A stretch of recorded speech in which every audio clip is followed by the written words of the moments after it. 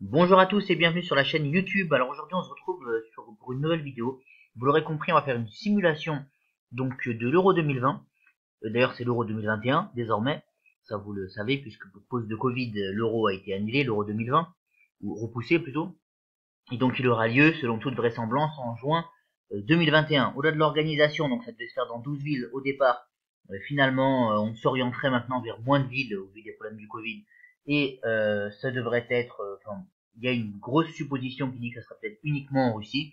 On verra. En tout cas, moi, je vais faire avec vous une simulation de cet euro. Donc, vous le voyez, c'est sur le site du journal Libération. Donc là, on a les groupes. Comme vous pouvez le remarquer, on a des B4, B3, B2, B1. C'est les barragistes. Ces barragistes-là, ils sont pas encore qualifiés.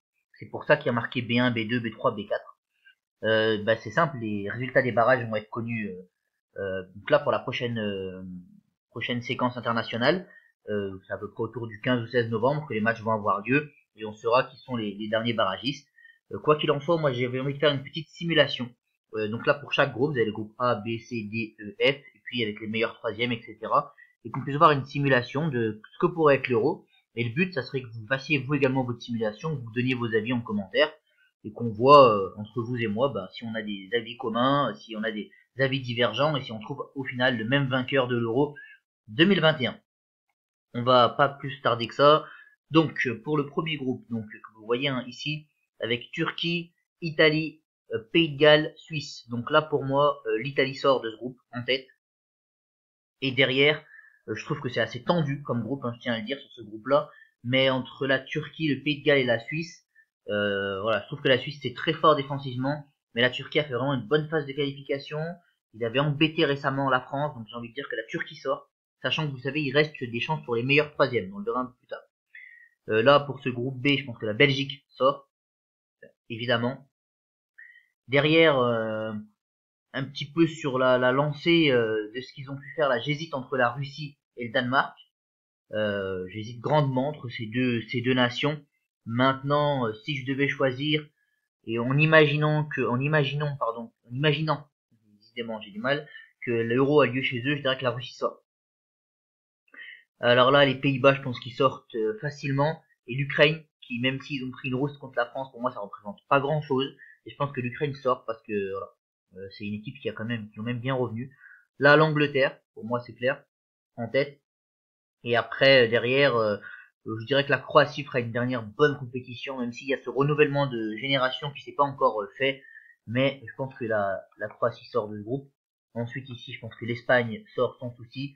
Et entre la Pologne et la Suède, là, je ne sais pas qui sera le dernier barragiste, mais je pense que la Suède quand même joue bien. Il y a du jeu en Suède. Il y a un vrai collectif. Donc je pense que la Suède sort. Ici, France, Allemagne, Portugal. Alors là, c'est un petit peu compliqué, on le sait, mais pour moi, je pense que le Portugal et l'Allemagne jouent bien. La France aussi, mais ça va être des matchs au couteau, des matchs à couteau tiré. Alors vous allez me dire que la France a battu le Portugal, mais c'était la Ligue des Nations. C'est pas la même chose qu'une compétition et sur un match, alors que là il y a deux matchs. Et l'Allemagne aussi, on la voit peut-être en difficulté. Malgré tout, pour moi, l'Allemagne sort en tête de ce groupe et la France est seconde. Voilà. Ensuite, on va passer donc à la suite. Là, vous voyez, c'est pour les meilleurs troisièmes. Donc, on va choisir. Il y a 4 qualifiés parmi donc ceux qui sont encore dans les groupes. Et donc, il y en a un par groupe, vous l'aurez compris, forcément. Enfin, il y en a un par groupe. Il y en a 4, mais il n'y en a pas un par groupe, pardon. Donc, je pense que ici, entre la Suisse et le Pays de Galles, je pense que le Pays de Galles, non, plutôt la Suisse peut être meilleur troisième. Je pense que le Portugal peut également faire partie des meilleurs troisièmes, notamment, je pense qu'ils vont mettre des buts quand même, les Portugais. Voilà. Autre meilleur troisième qu'on pourrait voir, je pense que le Danemark pourrait également faire partie de ces meilleurs troisièmes. Et je dirais la Pologne, ou la République tchèque, on va dire la République tchèque. Je pense que la République tchèque pourrait faire partie des meilleurs troisièmes. Ensuite, on arrive dans les phases finales. Donc là, on aurait un Allemagne, Danemark. Vous voyez, donc le premier contre le troisième. Je pense que l'Allemagne sort. On aurait un Croatie, Suède. Et là, c'est tendu. Là, c'est tendu. Pour moi, c'est un match voilà, très serré. Qui s'impose dans ce match-là pour moi Et ben, je dirais Suède avec la jeunesse qu'ils ont. On a un Belgique, République tchèque. Je pense que la Belgique s'impose. On a un Italie, Ukraine. pense que l'Italie s'impose. Un Espagne-Suisse, où l'Espagne s'impose. Un Angleterre-France, donc un combat de jeunesse entre les Français et les Anglais et les Français à l'expérience s'impose. Un Pays-Bas-Portugal.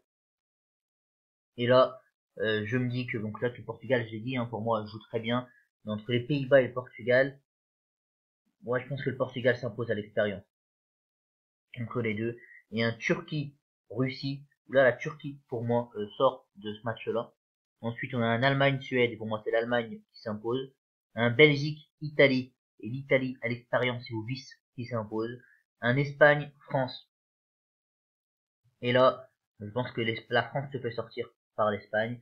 Un Portugal-Turquie, je pense que le Portugal sort. Un Allemagne-Italie. Et là, c'est très compliqué. Pour moi, c'est un match qui se termine au penalty et je sais pas ce qui s'y passe. On va dire allez, que l'Italie sort. Voilà. Et un Espagne-Portugal. Et là également très compliqué. Et je vois un gros CR7. Et CR7 qui sauve un petit peu son équipe. Qui permet de se qualifier. Et un Portugal-Italie. Où le CR7 ICO. Et je pense que, allez, vous savez quoi, sur la lancée du dernier Euro, le Portugal s'impose. Voilà. C'était ma simulation de l'Euro 2021. Ouais, vainqueur Portugal. À vous de faire la vôtre désormais. Je vous mets le lien en description. Le lien pour pouvoir faire la simulation. Vous me dites ce que vous en pensez de ma simulation en commentaire. Et puis je vous dis à la prochaine pour une prochaine vidéo. J'essaye sur un petit logiciel, donc j'espère que la qualité sonore sera optimale. En tout cas, n'oubliez pas de liker, de commenter, de vous abonner. Et voilà, on arrive là, on est, je crois, plus de 600 abonnés, ou presque 600 abonnés. Abonnez-vous, abonnez-vous. On va droit vers les 1000 abonnés. C'est mon but, les 1000 abonnés. Et je compte sur vous pour qu'on puisse les réussir ensemble. Salut à tous.